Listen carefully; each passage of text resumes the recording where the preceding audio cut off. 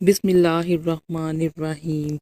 آپ صلی اللہ علیہ وآلہ وسلم نے وحی کے رک جانے کے زمانے کے حالات بیان فرماتے ہوئے کہا کہ ایک روز میں چلا جا رہا تھا کہ اچانک میں نے آسمان کی طرف ایک آواز سنی اور میں نے اپنا سر آسمان کی طرف اٹھایا۔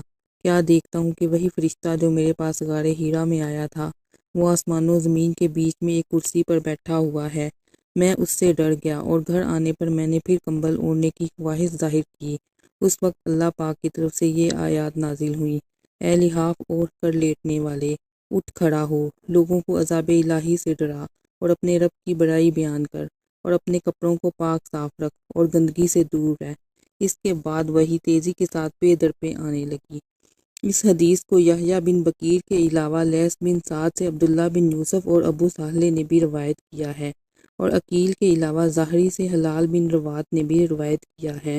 یونس اور معمر نے اپنی روایت میں لفظ فوادہ کی جگہ بوادرہ نقل کیا ہے۔